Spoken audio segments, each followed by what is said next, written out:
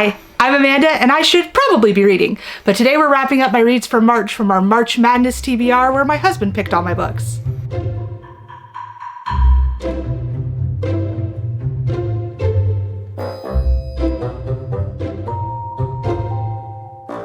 Welcome back to my channel. In March, we did a fun TBR project that we dubbed March Madness, where we picked each other's TBRs. And now we have videos for those. If you haven't checked those out, maybe check those out first. And now we're going to do a wrap-up of all of our thoughts on the books that were selected for us and how we feel about them. So, do you want to just hold those forever, or would you like to put them down now? Oh, we can put them down now. Okay. So, brief summary for anyone who watched the first one a while ago or is just checking in now. Our March Madness project started on an idea I had where we picked for each other 3 novels, 3 manga, and 3 graphic novels for the other person to read. They were all things that we had read that we wanted the other person to read. And we each made a TBR video about it where we revealed our picks to the other person. And now we're back to talk about how the project worked, how successful it was, what we thought of the books, and that kind of thing. So today we're going to be going over the books that I read that were picked out by Traben from Traben's Tomes. Yeah, that is me. So we're going to start with the books, the novels, then go to the manga, and wrap up with the graphic novels. Right. So the very first thing I read was How to Defeat a Demon King in 10 Easy Steps. And this was your attempt to introduce me to lit RPG, right? Yes, that was my lit RPG pick. I read quite a bit of lit RPG recently. I've read Dungeon Crawler Carl, and another one by Matt Dinneman, which was Kaiju Battlefield Surgeon. And when you started talking about lit RPG, I thought you were going to have me read Dungeon Crawler Carl, which was very intimidating because it is not a short book. And it's a long series too. Yeah. I need to get on that, but no, it was this one because I thought you'd like the Zelda vibes. Not even just Zelda vibes, like Zelda entirety. This book does not exist without The Legend of Zelda. Yeah. It is full, and I caught more of it than you did. Of course. Because I'm more of a Zelda fan than you, so there were things I kept stopping and being like, oh my gosh, they did this thing. That's exactly from the games. Yeah, like I knew the water temple, and I got the joke about the speedrunner. I thought that was really funny. But yeah, I'm not going to catch every single reference. So I gave this one 3 stars, which is not a bad rating for me. It's I liked it. It was fine. It's just probably not. It's not a favorite. Yeah. So I don't know why you're looking at me. Like, because you're here. Why would I not be making eye contact with you? What did you give this one? Do you remember? Oh, I can't. Probably 3 or 4. I enjoyed it as well. I just remember it being rather numbers heavy, like very much invested in the stats and things like that. And then I also recall the ending being a little weird. Yeah, like it felt a little rushed, and it's been a while since I've read it. My main complaints with this one were that the whole premise is that the main character wants to become the chosen one by brute force. Yeah. Even though in this world you have like statuses of like your class, and there is a true hero class, and she does not have that class. But through manipulating other things, she tries to basically work her way around and become the chosen one. And I wasn't super satisfied with the way the book resolved on that matter. Okay. My other thing was, I don't feel that it's particularly well written.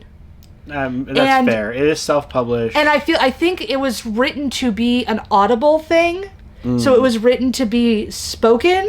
Yeah, a lot of the things that get self-published, and even I don't know about Dungeon Crawler Carl, but I know Matt Dinneman's other work started off as like audiobooks, almost like audio dramas, and then were adapted into books because there was all this discourse online about the difference between the book and like the audio. So like, yeah, the person over at Audible made this book possible, and I feel like I read some things on Goodreads where people commented on listening to the audiobook, and I don't know if that would have changed anything. But I do feel like the world building is a bit lax. They rely very heavily on just, how Zelda games work, how video games work. Yeah. And we're not going to develop anything, and we're going to point out inconsistencies but not actually resolve them in any way. Okay. And I felt some of that was really unsatisfying. Especially they established this like cycle of the Chosen One and the Dark Lord. Mm-hmm. But the way they set it up was just like, oh, the Dark Lord gets defeated, and then he immediately rises again, and we start another 100-year cycle. Mm-hmm. Instead of like we have 100 years of peace and then 100 years of this, and there was no logic in like how this worked. Mm-hmm. And that wasn't something I feel the author gave any care to, because this was written to be a funny haha about Zelda games. Okay.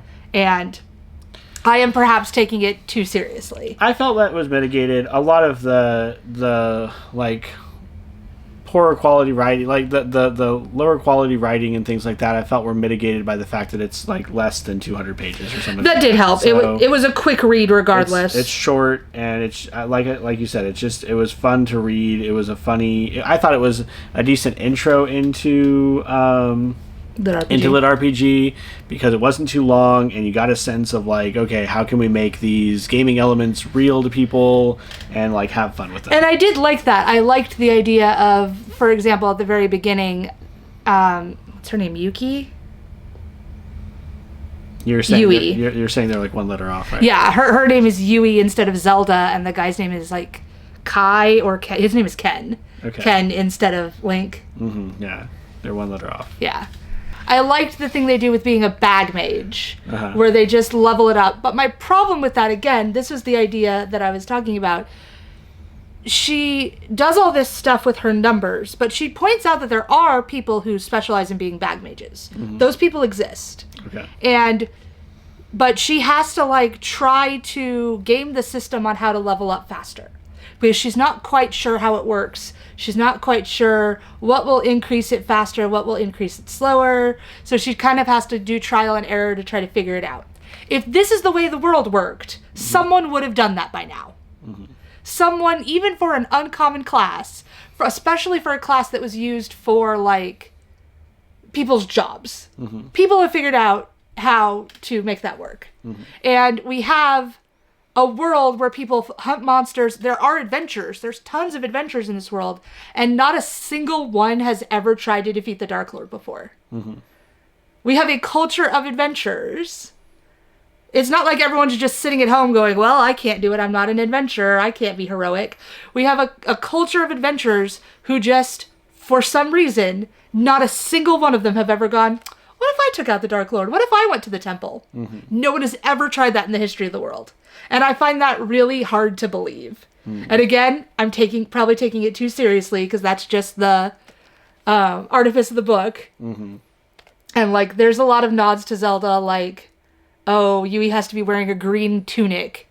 And as soon as she is, people are like, oh, sure, this must be the Chosen One. Mm-hmm. Despite it being too soon, her being a girl when none of the Chosen Ones have been a girl, despite the fact that she doesn't have the things she should have, or the skills that she would need.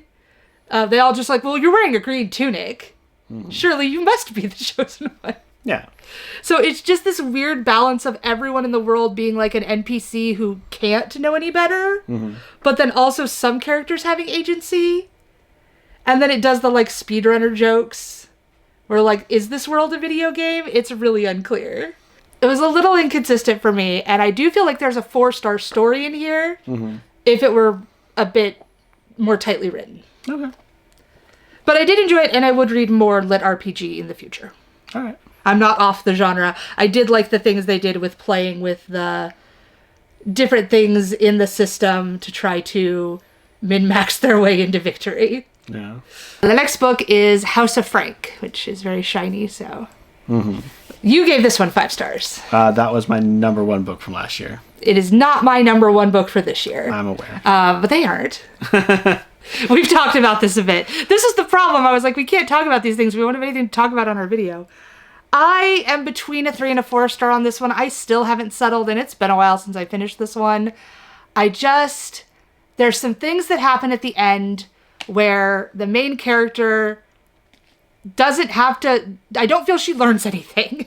I feel like she is convinced that her choice is right, but tries to convince other people that their choice, which is the same choice, is wrong. And it just kind of skips over any sort of self-reflection that I wanted from the main character. Or at least some doubt. A tiny bit of doubt would have done this a world of good. Okay. I liked the characters. I liked a lot of the world building. It had some interesting things to say about grief. It made me cry.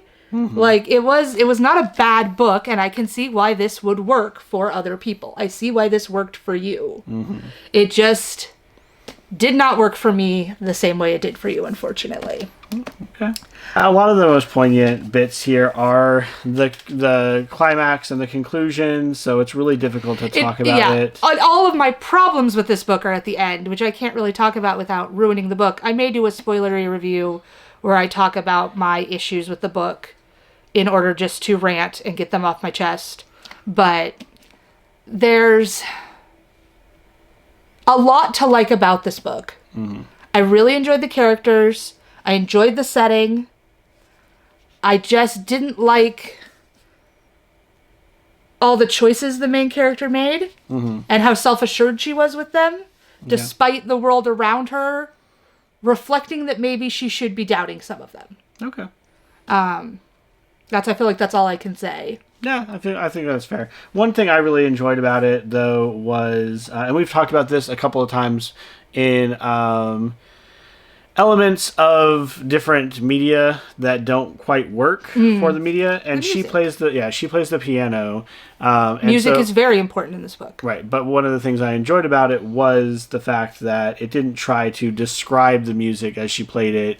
It mostly just said she was sitting down to play it, and then it would tell you the reactions after she played, and I really liked that approach. It would tell you what she was feeling, the feelings she was assumedly putting into the music that was clearly carrying over to other people. Like, it was clear that she's skilled enough that the emotion she's putting into her music is being conveyed to other people. And that was very well done, I agree. Yeah. And it is difficult to write about someone doing a performance art that you, as the reader, cannot observe. I wanted to like this one more than I did. I wanted this to be a 5-star, and it just wasn't, and I was disappointed. Okay. And then last we have How to Solve Your Own Murder. Last of the books. Last of the books. The last book. last book. And then the last book, How to Solve Your Own Murder. I gave this one 4 stars. Okay. You liked this one a lot, too. Top 3 from last year, I'm pretty sure. I liked it more. I liked it more than the second, what was the second, Everyone on this Train is a Suspect. Yeah, the second book in that You liked this more than Everyone on this Train is a Suspect? I'm pretty sure I rated it higher, yeah. Oh, wow. I'm pretty sure I did. I'd have to go back and look, but I think so. No. Yeah. No. That's fine. No. Okay. Still definitely think that one wins out. Okay. But this one was good. All right. I did solve it. I got it pretty much completely right. There was one element of the how I was missing, but I knew who did it. I knew why they did it. I knew who... Yeah. Yeah, I have a whole video of trying to figure it out. It was very fun. I enjoyed how you described Emily as being fierce and small and also dead. Yeah, because she was a velociraptor in my crazy chart. Yeah. So this book is about this. I didn't describe what any of the other books were about. That's okay. You can look. It's in the TBR video. So this book is about a woman who receives a fortune from a fortune teller when she is 16. Somewhere around there, yeah. And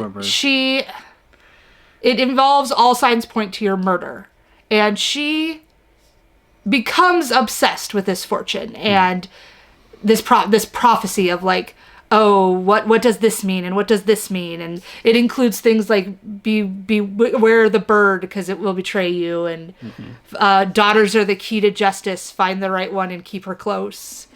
So she's all very cryptic. Your slow demise begins when you hold the queen in the palm of your hand, and so she's pretty much spent her entire life worried about trying to pre-solve her own murder, trying to figure out who might want to kill her, how they would do it, why they would do it, and obsessed with like anything with queens on it. Right. Got very paranoid. The book begins with her murder, and we are our main character is Annie. Frances is her great aunt, and Annie has come because Frances has changed her will. And Annie gets caught up in this murder mystery of having to solve Frances's murder in order to try to claim the inheritance that is pretty much keeping her and her mom afloat. And I liked Annie as a character. I liked the game that we had, the mystery. Mm-hmm. I enjoyed a lot. There's 2 timelines in here where you're following Annie solving the mystery, and then at one point she finds a journal of Frances that tells the year after the prophecy, and between... It's right at the beginning of the book. Yeah. One of her friends disappears. Mm-hmm. And so it's the year between when this happened and when that friend disappeared and everything leading up to that. Yeah. And so you're slowly learning about all the stuff that happened in the past, as well while Annie is slowly reading this journal and also discovering things in the present. My only complaint with this book is that there are at least 2 pieces of evidence, the journal being one of them, that if she had just sat down the first night instead of passing out in her bed and going to sleep... She was very tired. She was very tired. If she had just sat down and read the journal that night, it would have saved her a lot of time.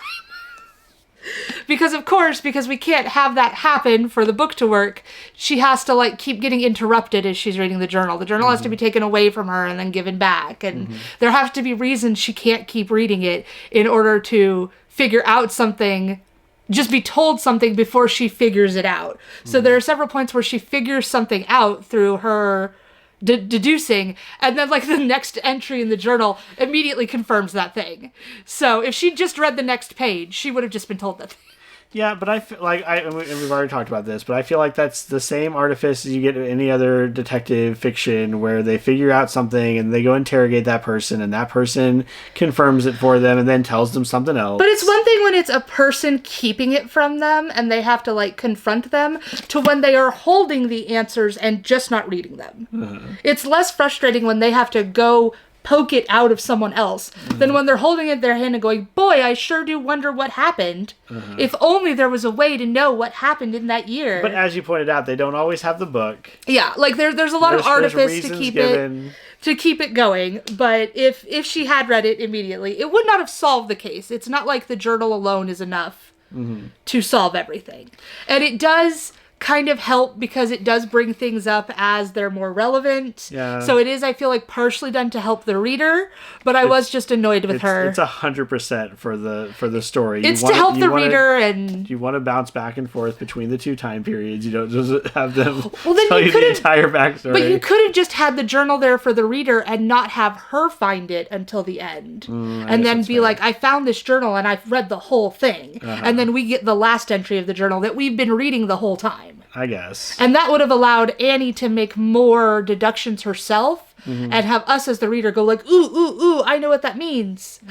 Oh, she figured that out. Oh, that's great. I'm so glad she figured that out. Whereas here it was just come on, Annie, let's go. Yeah, okay. But I picked up on some of the details that you needed to pick on. This is solvable. You can definitely solve this one. Yeah. I had a whole chart of family trees because there are 3 generations of people in this village that you're talking about. There's Aunt Frances's generation, which is the kids in the journal, then their kids, which is Annie's mom's generation, who come into play a bit. Some of them are important characters, and then the grandkids of those characters, some of whom are very important to the story now.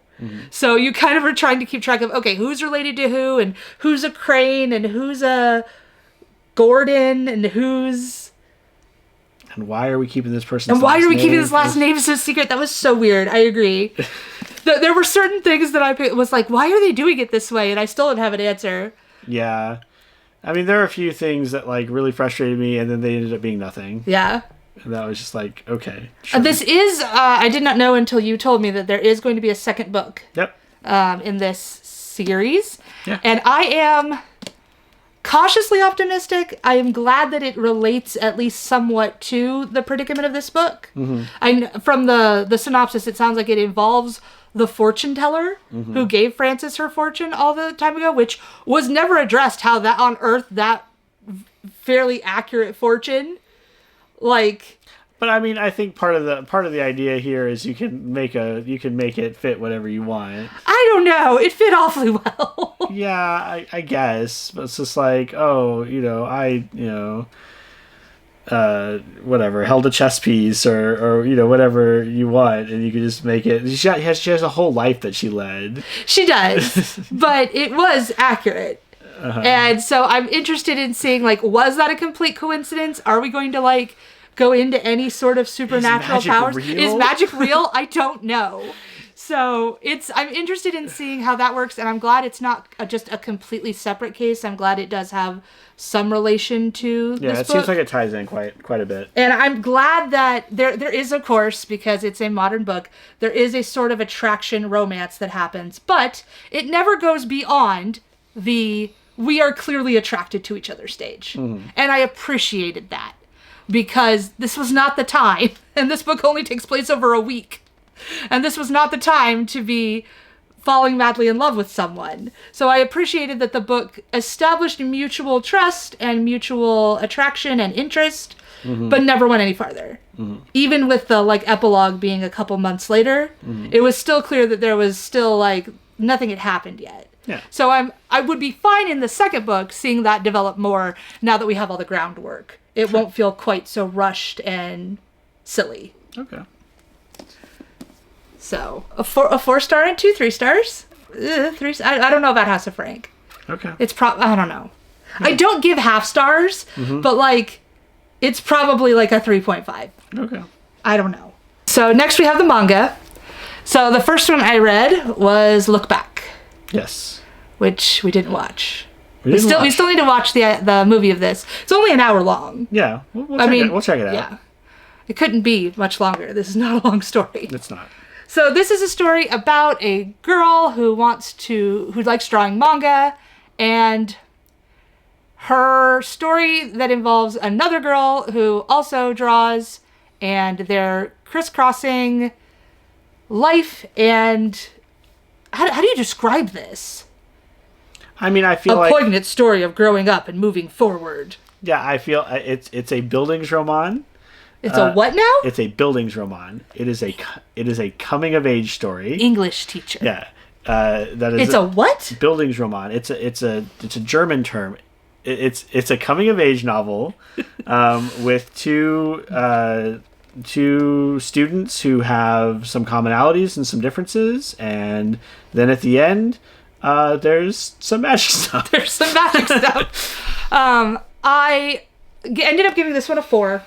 I wish you hadn't told me that it involves some magic-y stuff. Well, now we've told everybody. We've told everyone that I don't even know that magic is the right word for it.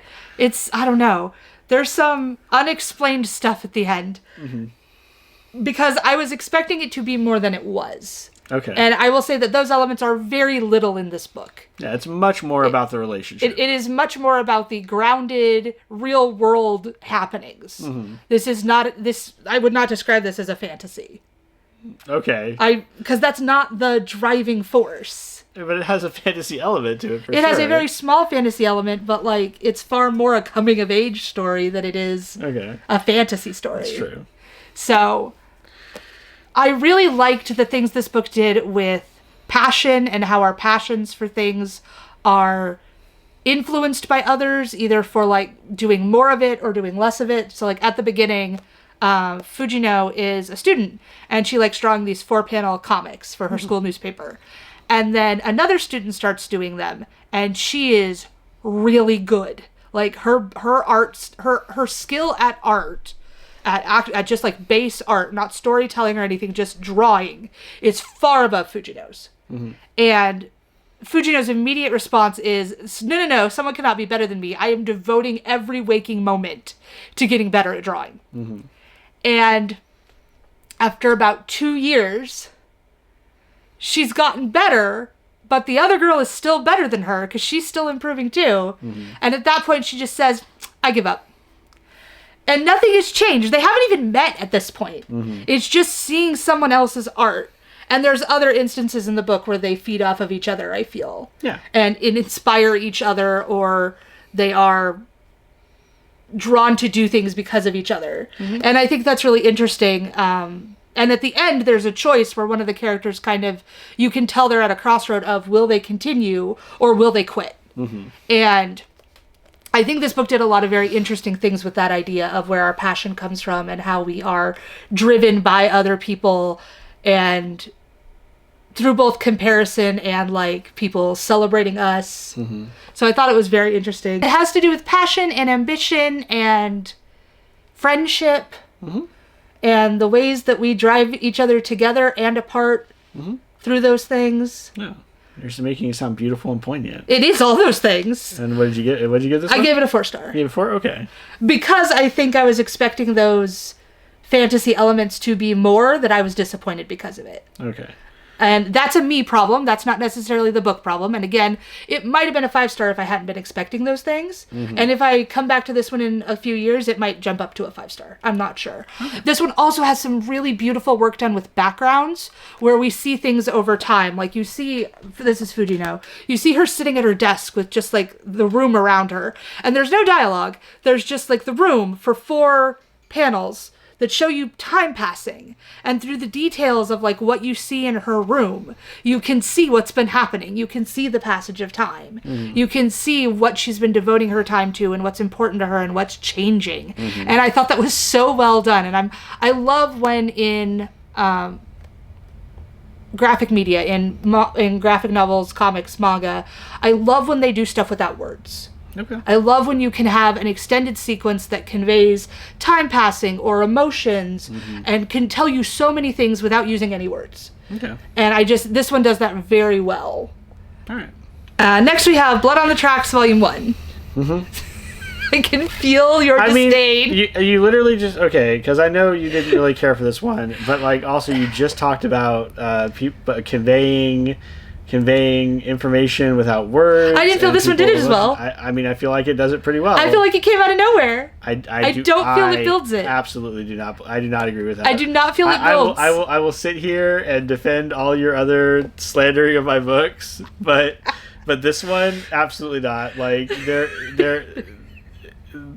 is so much put into the art and into the like pacing of the beginning. That definitely signals that something's off. There's stuff there, but not to the level that warrants what happens. I don't know if I necessarily disagree. I feel like there's something. I feel like there's something off, and when you find out what it is, it's like shocking, but also like I feel like we were building up to something very serious. I feel like we were building up to something, and that we were like at like a 6, and then we jumped to like a 25. That's way and high. that was not like okay. I'm being a little hyperbolic, but I don't feel it built up enough. There was definitely a something's a little off here, but then something's a little off here turns into like, oh my god, what? Yeah, like that's what I love. That's what I read books for. It was a bit too much of a jump for me. Okay. I will continue. Okay. But it's not at the top of my list. That's fine. It's one I would like to pick up because it's one you speak so highly of. Yeah, I'm kind of surprised you want to continue it, honestly, because it didn't seem like you I didn't hate it. I gave it 3 stars. Okay. It's fine. Oh, this is a story of a teenager and his mom. And the stuff happening in their lives. Sure. And then something happens, but we're not going to tell you what it is, because the less you know about this, the better. Yeah. If you are interested in this story, pick up Volume 1, give it a shot before you look at anything about the series. Yeah. Because it's one of those series that relies on shock value of something happening, of the inciting incident. And if you already know it's coming, you're gonna lose that impact of that, like, so it's like watching Coherence or Triangle.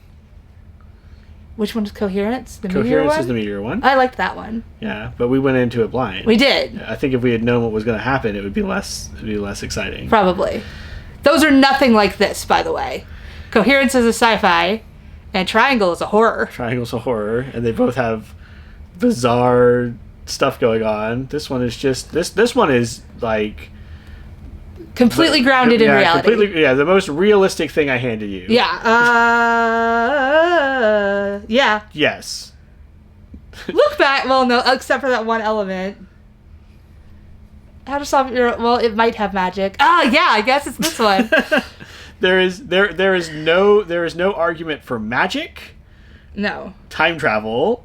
Anything in here. This is just a story about people. Yeah, it didn't do it for me. Okay. It got 3 stars. It was fine. I would read more, but I'm not like jonesing to do it right away. It was fine. Okay. Like I said, I didn't feel the buildup was sufficient.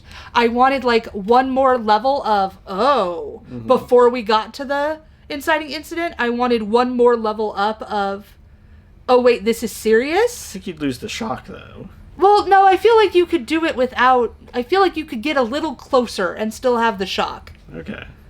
Like I can't talk about this without ruining anything. Absolutely cannot. So, but I've talked to you about what I felt would maybe have been something to kind of ease us into the mindset of more of something is very wrong here, as opposed to just, oh, that's kind of weird, which I feel that's where I was at. I was kind of at like, huh, instead of and then it was like, ah, so like, yeah. No, I was like, and then I was like, ooh, and then so like when it happened, I was like, yeah. So yeah, I don't know. I gave it 3 stars. I would continue, but I'm not, because we own it. Yeah, like if we only had volume 1, would you be like, oh, I'm gonna go buy volume 2 and give it a shot, or would you be like, oh no, it's fine? It would be a library, maybe. Okay. I would maybe check it out from the library, because I did not enjoy this enough to own it. Okay. If I had read this volume and I was like, oh, I kind of want to check it out to see if there's how the series goes before I purchase more of it, it would be a library pickup for me. Okay. Like, it's not one I'm like, oh, I hated that. It was awful. It's just not one that I'm like, oh my god, I've got to find out what happens next. I'm just kind of like, okay, that was weird. Okay. But Kaiju Girl Caramelized, I really liked. Yeah. Yay! Woo, got one. I am currently giving this one a 4, but I'm arguing with myself that it should probably be a 5. I'm just on the fence about it for reasons I cannot articulate. Because there's nothing I really can criticize about this. I think my brain is just going, oh, that's not really my thing, but I enjoyed it, but I don't love it. Sure. Like, it can't be on that same level, and I don't know. It's a me problem. This is a me problem. But I did really like this one. This is the story of, what's her name, Kuroe? Kuroe. This is Kuroe, which I did not notice the monster hand. You didn't notice that? Not until I was reading it. When you handed it to me, I didn't notice it. She has a rare disease where when her emotions get high, weird monster things happen to her body. Her hand might become a monster claw. She might sprout spines or a tail or horns. Her hair is constantly doing things that I can't tell if it's just anime hair doing anime hair things or her hair becoming horns. It is wholly unclear if it's just her hair being like anime hair showing emotions or actually forming horns at certain parts. It's unclear. But so we pick the story up in high school. She basically just tries to avoid everybody. She's, the one time she told a boy she liked him, her hand turned into a monster hand and he ran away screaming. Yeah. So she's just convinced she's never going to fall in love. She's never going to love anybody. She gives me very big, was it Wallflower vibes? Yeah. What was it? Mabushi? Yeah. Like somewhat less jokey than that. Not as much self-doubt and self-criticism. Yeah. Like, she was convinced she was ugly when there was nothing wrong with her. She's convinced she turns into a monster, which she does. That's fair. Of course, because this is a shoujo story, the hottest boy in class, who all the girls love, takes notice of her and starts eating with her, possibly because she's the only one not fawning all over him. Yeah. And so he's interested in her. And they get to know each other, and he's a really good guy. Like, he's like the perfect shoujo protagonist guy, because I'm like, oh yeah, no, he's good. I like him. I like this one. And when some things happen and she starts to see everything in pink, she talks about how the world for her is very gray. And then suddenly on this very touching day, she's like, the world is pink. And then she starts to feel bad. And then she turns into a giant monster. Yeah. And so we're kind of dealing with the fact that every time she feels love, these very strong emotions, these things happen. And so she's trying to keep it a secret because she turns into a giant monster and thinks she's going to be like taken away and dissected. While also trying to negotiate how she feels about this guy. And at first she's like, no, I'll just avoid him. But she doesn't really want to do that. And there's hints that he likes her too. It's like a shoujo turning red. Yeah. With Godzilla. Yeah. Instead of turning into a fluffy red panda that does boy band music, yeah, she turns into a monster that tries to destroy Tokyo. Yeah. Now, you did not mention the best character. The best character. Volume 1 uses her friend, who is obsessed with kaiju, and specifically wants is it Harugan? Harugan is her name when she's a monster. Yeah, Harugan. She wants Harugan to stop her. It's like the weirdest like love triangle kind of thing. She thinks this girl, what is her name? She thinks this girl is interested in the boy, and she's very pretty, and so she's convinced, oh, this must be his girlfriend. And that makes sense. Why would he like me? And she runs into her while she's at the riverfront, and she's like, I'm waiting. I only wanted to talk to him because he saw the monster. He saw Harugan. That's the only reason I wanted to talk to him. But you also were apparently there, so I also want to talk to you. And she decides that Kuroe must be the monster's priestess. Yes. And kind of like Mothra. Yeah. Mothra has the two little... So she's basically the genre savvy person who is... She knows all about kaiju.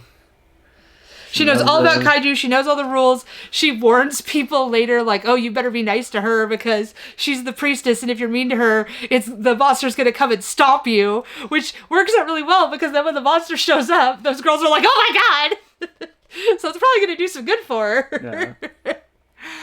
It's just really cute. I can see where a lot of this is going to go because it's pretty clear that when she is honest with her emotions, when she doesn't keep them bottled up inside, she's better able to handle her affliction. Sure. And so we're going to follow her having to deal with that as a teenager and trying to come to terms with herself and her emotions. And we're gonna drag out that will they won't. And we're gonna drag it out. As long as we can. We're gonna drag out that let's make sure no one knows I'm a monster. There are currently 7 volumes of this. Yes. If this had not been like basically the last thing I read, I probably would have read the rest of this series. Okay. It's going to be pretty high on my things I pick up off the shelf because I really liked this one. Okay. And it was really cute. It was really silly. I explained this. I was trying to explain to you earlier how it's basically, to use a fanfic term, this is crack treated seriously. So this is like, what if a girl turned into a kaiju and she felt emotions? But we're going to treat that with all the like gravity of a car wreck. We're going to go through all the ways that would actually play out. But I just really liked it. The art's really good. It's cute and sparkly and shoujo-y. And then also there's giant monsters that are equally well done. Yeah. And I feel like balancing those two cannot be something that all artists could do. Because the two styles seem like they should clash horribly. Yeah. But they don't. Yeah. It works really well. I really liked this one. Yeah, we're talking about how it's published in a shonen magazine, but it's written by a shoujo artist. I don't know if it's a shonen, but it's definitely it's definitely aimed at boys. Aimed at boys. Okay. It's called Alive. Okay. And then, so it was written to be targeted toward boys, and so the author really struggled with trying to make it not a shoujo manga, even though that was what she's familiar with. But then her editor was like, no, just write it as a shoujo manga. Yeah. And so that's what it comes off as. It comes off as completely a shoujo manga, just also with monsters. And so if you are looking to dip your toe into a shoujo manga, but you don't want maybe all of the trappings of a more traditional high school romance, if you want something that's a little different, a little sillier, but treated very seriously, and then I would recommend this one a lot. I like all the characters. I like the world building they've done. This was definitely a winner. I'm glad you made me read this. Yay. On to the graphic novels. First, we have Snapdragon, which was a 5-star for me. I loved this. Okay. And I liked because you picked this out saying it was just one you genuinely thought I would enjoy. And this is the one I gave 5 stars to. Yeah. This is completely my vibe. Like, everything about this is exactly the kinds of things I like. I love the characters in this. I loved the way the stories intertwined. I liked the explorations of being an outsider. And just everything really worked together. It was just a solid little book. Yeah. Now, not art style wise, but kind of vibe wise, I feel like this is kind of Ghibli-esque or Hilda-esque in the way that it kind of has that rich, like, fantasy lore to it, but it's still very much grounded in the characters. Yeah. And in, like, the whimsy of the world. Hilda, I think, is a very good comparison to this one. It would be a decent comp. Because you have... The original title of this was apparently The Roadkill Witch, which is interesting because that features another character as opposed to Snapdragon, which features a different character. So I think it's interesting that they changed the title to change. Because this is Snap's story. And... Because, yeah, you have Snap on the cover. And Good Boy, her dog, whose name is Good Boy. And... there's all my favorite parts of this that I would gush about the most are at the end. And I don't feel like I don't want to spoil them and talk about them. Yeah, but the basic premise is, like, the girl thinks that the rumor is that the neighbor or someone nearby is a witch. There's a witch. And, then, and Snap is looking for, at the very beginning she meets her because she's looking for her dog. And she's exhausted all other possibilities and goes to confront the witch about taking her dog and finds that she has in fact saved the dog who got hit by a car and has had to have a leg amputated, and she has taken care of the dog. So she kind of is like, no, you're not a witch, but I'm not afraid of you. And then she discovers a possum that had a bunch of babies, that the mother dies. So she brings all the babies to the witch because she knows she takes care of animals. Her name is Jax. We can just call her Jax. She brings all the babies to Jax. Because she's like, can you help me? Can you help them? Can you keep them? Can you take care of these like you took care of my dog? And so Jax is like, no, but you can. I will show you what to do. And so Jax kind of takes Snap under her wing to kind of show her things, and Snap gets to know Jax and who Jax is. Discovers some interesting connections between characters in the book. I really enjoyed her friend. I really enjoyed Snap's friend, Lulu. I was worried about where that was going to go, and it went in the best possible direction with the family. Yeah. I was worried it was going to go in a sad direction, and instead it went in a supportive direction, which is happy to see, because it's nice when everything doesn't have to be tragic and sad. Yeah. So... Well, it is... YA young reader. Like, it's for a younger...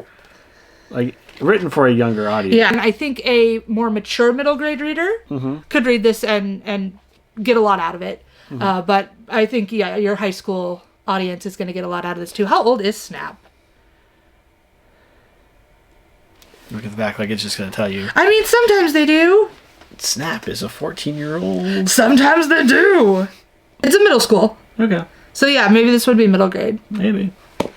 So yeah, this could be middle grade. I don't know. Marketing conventions are what they are. But I really enjoyed this. I thought it was really cute. Solid little story. Solid package. I liked a lot of where things ended up and how they wrapped up. And this is great. I like this a lot. Okay. You know me well. Yeah. I try. Sometimes. And then I do stuff like this. I mean, you just wanted me to read this. Absolutely. I need to talk to somebody about it. Oh boy. This one is weird. Like... I think I'm giving this a 4-star, but much like... Talk about what it is? What is this? This is Knights. Well, this is Knights. Like, I didn't do the title. Yeah. It's over here. This is Knights. Knights Volume 1. Knights Season 1, Part 1. Season 1, Part 1. This is a story about vampires and ghosts and assassins and falling in love. Possession. Pursuing your dreams. Yeah. Growing up, falling in love. Growing up. Leaving home, possibly. Yeah. This is all those ridiculous things. Demon hunting. The buildings are on. Is it? I mean, it's a coming of age story, is it Kind not? of. And monsters. Yeah. Horrible murdering monsters. And there's 4 different languages. 4 different languages. This is a lot. I do not know how to talk about this book. It's we keep saying it's a lot because it's a lot. It's awesome. A dazzling drama. Taps into a variety of genres. That's true. I mean, you can't argue with that. I'm giving it a 4. I really like the world building. Okay. I like the stuff surrounding Ghost and how we were playing with that and how the Ghost character was affected by certain things that we knew were a thing. And then there were cool action scenes with monsters and people fighting monsters that spoke Spanish and monsters that didn't speak at all. Mm-hmm. And you were like, what? The whole time? Yeah. And then there was, what was it? A mole? Mm-hmm. There was a mole that talked and hung out with our main character for a while. Yeah. He was kind of cool. A star mole? Is that what he was? Was he a star mole? I think so. They hung out together and they evaded a monster together. And then that character's never mentioned again. We haven't seen any other talking animals. No. So, but that was not treated as strange. It was treated as just another thing that exists. Yeah, he talked about his wife. He did. His ex-wife? I think they were just having problems. I'm not going to look it up. This is a lot. Again, if you like... You described it as what? Fooly Cooly meets... Buffy? Yeah. Yeah. I definitely see the Fooly Cooly stuff, and I would not be surprised if that is a direct influence of this. Mm-hmm. There's even a point where, like, the character has, like, a giant... is swinging around something that reminds me of the guitar that Haruka hit people with. Yeah. So there's a Vespa there. There's a maybe not a Vespa, a scooter. But there's a scooter on the cover. Yeah, Matt has a scooter. Yeah. So yeah, I don't know. This one is, I don't even know how to describe this. Yes. Vince comes to live with his cousin in Florida, which is part of Spain. Mm-hmm. Although we never talk about that again. That does not seem to have any... I mean, people talk Spanish. People speak Spanish. The monster spoke Spanish. Uh-huh. The monster spoke Spanish to the German-speaking vampire. Mm-hmm. Yeah. Who's apparently the only vampire in Florida, or at least in their area. Yeah. She just flies around and everyone knows about her. She can't keep a job anymore. She's gone through too many part-time jobs getting fired, so. Yeah. We are introduced to these characters when Vince comes to live with them, and then we jump forward a couple years. Yeah. The beginning, 4 years? I feel like the beginning is a lot. The beginning does a lot all at once. Like, first of all, it tells you, oh, this world is bonkers. Here's all the weird stuff about the world. 5 years later. And then it's like, oh yeah, all that stuff we just said, never mind. It's 5 years later. 5 years later.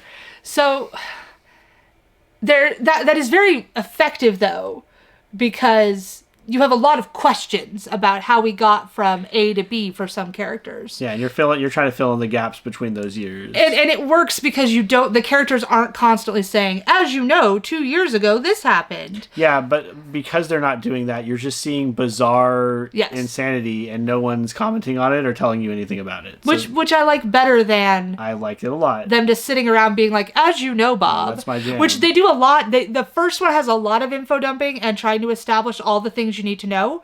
The first chapter is very heavy on ghosts exist and vampires, and here's all the things you need to know about how common all these things are. And then they really quickly stop that once they've established everything. They just focus on the story they're telling, which is insane.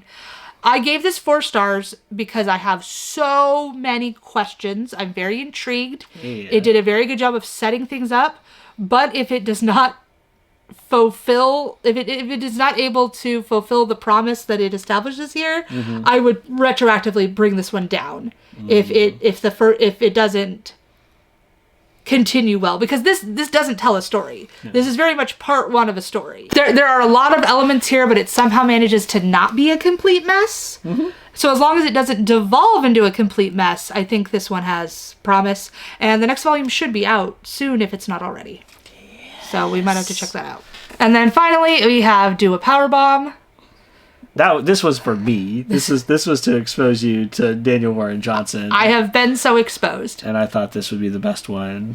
This was fine. This is good. I gave it 3 stars. I didn't dislike it. And I liked it a lot more till we got to the last chapter. Mm-hmm. It goes, for me, this went completely off the rails in the last chapter. And had we stopped with the poignant family moments, instead of going insane, this might have eked out a 4-star. But because it went so crazy, it pulled out a lot of the impact that it was having for me. I don't think I've done a review for this one specifically, but I did do a tier ranking of all of the Daniel Warren Johnson comics that I've read so far, which is almost all of them. And one of the things I bring up every time I talk about it is you have to have a heavy suspension of disbelief. This goes crazy real fast, and it does not let up. It keeps getting worse. No. And if you're a wrestling fan, this might play really well. I can see this really pulling it at your interest if you like wrestling, if you're at all interested in professional wrestling. I really enjoyed how... Okay, so this is about a girl and her tag team partner fighting in a tournament to try to bring her mom back to life. Mm-hmm. Yeah. The biggest sin this book commits is introducing a team called the Lucha Bots, and we never see them fight. They are defeated off-screen by someone else. We never see them. Here's one of them. You can only see his back. Yeah, I wanted to see the Lucha Bots. I wanted to see them fight. Okay. When we see the teams in the tournament, and one of them was the Lucha Bots, and I was like, oh, those guys look cool. And then we never see them again. I mean, if the worst thing a book does is not show you the Lucha Bots, I feel like it's pretty good. That's just the worst thing it did. Oh, that's the worst thing it did. Not the only not the only thing it did. Okay. So yeah, this is insane. Mm-hmm. Now, I'm not a fan of wrestling, but I do feel like that.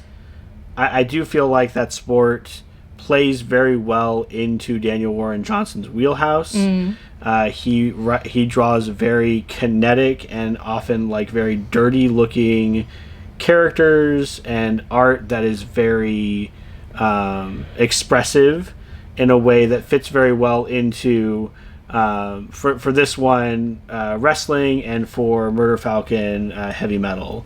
Like this has that extreme style that I feel. I feel like this one had some interesting ideas with the wrestling about like the role of like the heel character, and they keep trying to tell people. They get asked by the other multi-dimensional wrestlers like, oh, it's not true that wrestling on Earth is fake, is it? And they're like, isn't wrestling the same everywhere? And we knew they were lying, of course. So like everyone is convinced that professional wrestling on Earth is completely real, and they're very clear in this one that they are scripted. The outcome is predetermined. Who wins? There is a story, and the wrestlers have a role to play. They are characters in this narrative, right? And in this, they are removed from that. Yeah. Our characters are removed from having the narrative driving it forward. They are left with, instead of doing these dangerous activities to tell a story, they're actually trying to hurt someone. And it's a big change, and I thought that was interesting and well discussed. Yeah. I will say, like, so in its defense, or to give a different perspective, I don't think you have to enjoy wrestling to enjoy this book. I don't either. I think it helps. I think it would help a lot. I think if you're a wrestling fan, it's going to be even more for you. I think if you're a wrestling fan, you should definitely read this. I don't think it was necessary. I think the things... I know a tiny bit about wrestling just from existing in the world, and so like I knew what a heel was. I had friends in high school who were into it, so I know enough about the. But I feel like it does a good enough vibe. I feel like it does a good enough job of explaining those things that even if you haven't heard those terms before, it does a good job of explaining. Oh, the heel is the bad guy. Like it does a good job of laying those things out in ways that you can understand that aren't a barrier of entry. It didn't do anything to like make it more appealing for me. But if you are a fan of wrestling, I'm sure this would play really well. And I think if you're a fan of things like Mortal Kombat or like the Kung Fu movies, that type of thing. But I like those things. There's a lot of like action. Well, I'm just saying. I think that you would be in the audience for this if you're like a Mortal Kombat fan or Super Sentai or something like that. Given the places that it goes. Yeah, and like I said, I gave it 3 stars. I liked it. I would have liked it more had the last chapter not existed. That's fine. I really did feel like it went too far in terms of pushing my disbelief. And I also felt the places it went undercut some of the questions you had surrounding the like higher implications of the book around death. Like we talked about this earlier, that it kind of undercut those things by introducing elements that essentially told you answers to things and removed some of that uncertainty that was so interesting and that was kind of a driving force. So, well, like I said, this one was more for me and just to get you to read one of my favorite modern day comic book artists. But yeah, I wasn't expecting this to be like your favorite. Yeah, it was not. And like I said, I really, when I was reading it, I was surprised when I got to some of the stuff near the end before it went insane. I was like, oh, this is really good. Like, is this going to be a 4? And then no, it was not. But it was very close for a while. I really do like a lot of the family aspects that this explores. Yeah. So there is family stuff gets me real easy. Yeah, there's definitely stuff in here. Even if you're not a fan of wrestling, you should. If this sounds at all intriguing, if you like tournaments or people going up against impossible odds, stories about underdogs fighting for the things they want. Stories about family. It's about loss. Yeah. There's a lot in here. It does a lot right. It just wasn't for me. No. It wasn't going to be a favorite, probably. Also, Eisner Award winner. Oh yeah. Like Comic of the Year award winner. Check out award-winning comics, y'all. Okay, so that was 9 books that you made me read. Yeah. Forced you. Forced. So mood. All right, I got some questions. Okay, question time. All right. What was the best book that of the 9? What was the best book that I had you read this month? Snapdragon. Yeah. Okay. It was exactly the kind of thing I like. Okay. I find that funny because for me, Snapdragon was the one that was kind of like, like it was okay. I think like I can go look. I probably gave it 4 stars. Like it was good, but it was not like all these other ones stand out to me for like a particular reason, or I'm like really excited about the sequel, or I'm reading the series, that kind of thing, and like some of my highest picks from last year, but Snapdragon I don't believe was on that list. So I really like that middle grade young adult graphic novel that tells a good story, that has good characters. Those like coming of age stories in that vein, I just really like those. Yeah, and like I said, that one was the one that I was like, this is Amanda's thing, and she needs to read it. Because I made you read The Mothkeeper, which is very similar. For Traben's thoughts on that, check out his video. Yeah. Who knows? It does not bode well. All right. What was? Oh no! What was the worst book I made you read? Oh, which one of these? We have several 3s, so like you kind of have a way to narrow it down. Just look at your 3 stars. Which of those was the worst 3-star? So, How to Defeat a Demon King was probably the like worst in terms of quality, but Blood on the Tracks was probably the worst in terms of enjoyment. Okay. All right. Which, I mean, like, How to Defeat a Demon King is a very enjoyable story. So while it wasn't like the highest quality of writing, it was fun. Okay. But Blood on the Tracks, it wasn't fun, but it was kind of interesting. But it's the first volume of an incredible slow burn. Okay. So like, on its own. Oh yeah, and it's like 13 volumes out right now, and there's very little happens in any volume because there's hardly any dialogue. So like I totally get that. It's such a slow burn that it is just hard to. This is a problem with manga in general. I find it very difficult to rate individual volumes of manga because they're not meant to stand alone. They're meant to be a series and discussed as a series, and or at least an arc usually. And so that gets to the inciting incident and then stops. So you don't get any resolution or any development. Okay, so like I feel like we've established that I like crazy, like insane twists and like out of nowhere events. Yeah. What was like the craziest single thing that happened in these books? The end of Do a Powerbomb. The end of Do a Powerbomb was Yes. Crazier than Do You Hear the Screaming? Yes. Okay.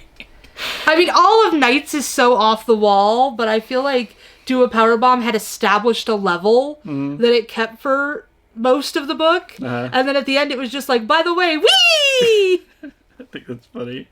All right. What was the saddest moment? You said you cried when you read House of Frank. Well, there's a lot of stuff in House of Frank about grief that course, was yeah. very personally affecting to me. About grief I've gone through that made me cry.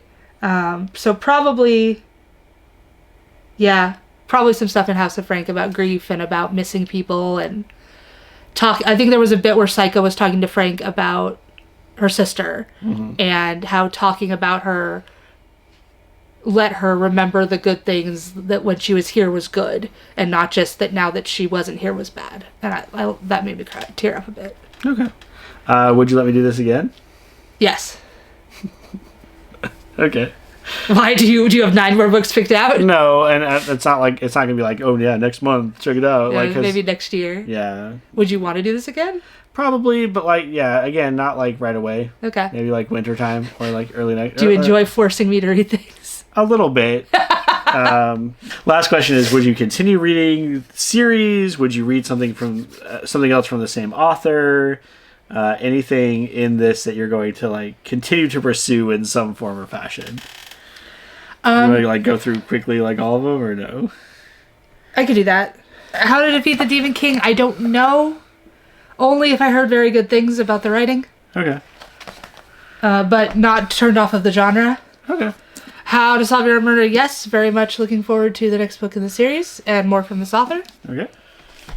House of Frank? Yes, I would read more from this author. Okay. This is a question where the manga and the graphic novels are easier. Yes? Like this is a standalone, but I would read. You'd read like Goodbye Eri. Yeah, and I'm already interested in Chainsaw Man, even though you don't think I'm going to like it. I really don't. Definitely want to continue Kaiju Girl, and we'll continue this mostly because we own it. Okay. But not against continuing it. Knights, yes. I believe I already said interested in continuing. Snapdragon definitely would look for more from this author. Okay. Oh, they did Lumberjanes. Yeah, definitely. Yeah. I'm very interested in that. I don't know. Probably will because you own so many things. If I had been a bit more proactive, I was planning on reading Murder Falcon as well, just because they both came up in the TBR video. But I did not get around to it. I did not have time. But I'm vaguely interested in the Wonder Woman, although I don't think you liked that one very much. Yeah. So yeah, I'll give it a shot. We already own them. Why not? Okay. I wasn't turned off so badly that I wouldn't read more from the author. Okay. So overall, I thought it was a very you selection. Yeah. Like, I thought that was rather the point. I mean, that's partially the point, yeah. Part of it was to point out things that, you know, we want the other to read because we think they'll like them. But yeah, I enjoyed it. A number of these were ones I already wanted to read anyway. That I definitely would have picked up, or that I was definitely like, yeah, I should give that a shot. I'm interested in picking that up. It just wasn't very high on my TBR. So it was nice to have those things bumped up the TBR and have a reason to read them. Because next time it's just going to be 9 Dresden Files books. You're just going to be like, here. No, I don't think I'm going to do that. But there were a couple things on here I would not have picked, probably. Okay. That good to get out of my comfort zone and read something different. It was also nice because it was a good wide range of genres. So it wasn't like overwhelmed in like one specific genre or anything. So that was nice. It was a good variety. And then, like I said, it was a very you pick. Yeah. So I could see a lot of you and why you enjoyed all these things. Mm-hmm. And even though I didn't enjoy some of the things as much as you did, Mm-hmm. I could pick up on like, oh yeah, this is why Traben really liked this. This is the thing that really got him. Mm-hmm. So yeah, I thought it was fun. Okay. The madness is over. I can pick my own TBR now. Yeah. This also was one of my more productive months. I read a lot more this month than I read. Yeah. So I was like, hey, you read those books? So, yeah.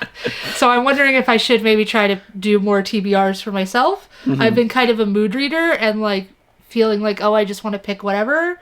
But I feel like maybe if I just have a stack of things ready, even if I pick outside that stack, having that stack of these are the priorities will at least give me somewhere to go to and might encourage more reading. So, I don't know. My full cart. Yeah, you have a cart. I just have piles. Yeah. But yeah, so it was fun. I'm glad we did it. Yeah, me too. Maybe see you again next year for part 2 of March Madness. Yeah, could do. So thank you for joining us. I hope you enjoyed this look at some random books that we picked out for each other. I would encourage other people to do TBR swaps. They're pretty fun. That's all for us today. Like the video if you did. Subscribe to tell YouTube you want to see more of me for some reason.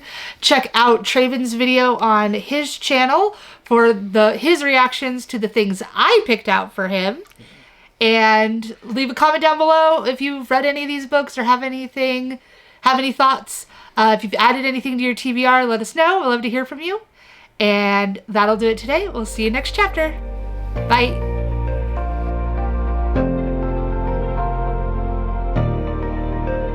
Am I gonna re-record that? Are you? I guess not.